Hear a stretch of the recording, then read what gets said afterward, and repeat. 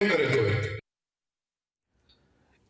द्वारा गैरकायदे बांधकामों पर तवाई बोलावવામાં આવી છે। શહેરના આંબાવાડી વિસ્તારમાં એએમસીએ ડેમોલિશન હાથ ધર્યું। આંબાવાડી વિસ્તારમાં ગેરકાયદે બાંધકામો જે હતા તે દૂર કરાયા છે। પરિમલ ગાર્ડન પાસે 25 જેટલા કોમર્શિયલ બાંધકામો હતા જેને તોડી પાડવામાં આવ્યા।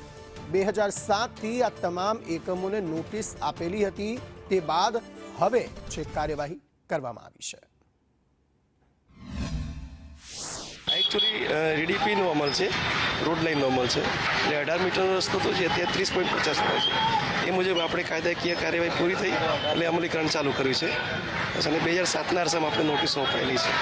કેટલા બાંધકામો અત્યારે દૂર કરવામાં આવ્યા? પહેલા 9 કર્યા હતા, આજે 16નું પ્લાનિંગ છે। એમને ટોટલ 25 કોમર્શિયલ બાંધકામનું ચાલુ છે।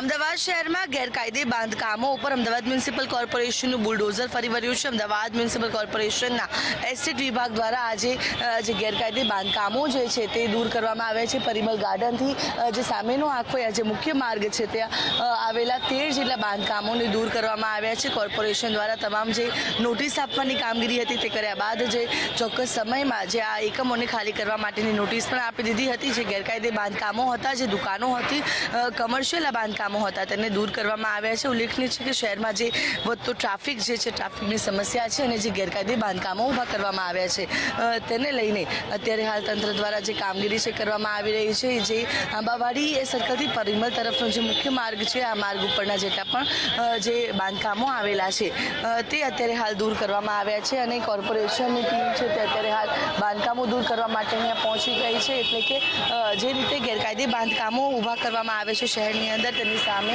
કોર્પોરેશન દ્વારા અત્યારે હાલ કડક કાર્યવાહી કરવામાં આવી રહી છે। જે અંતર્ગત 13 જેટલી દુકાનો જે કમર્શિયલ એકમો હતા તેને આજના દિવસે દૂર કરવામાં આવ્યા છે।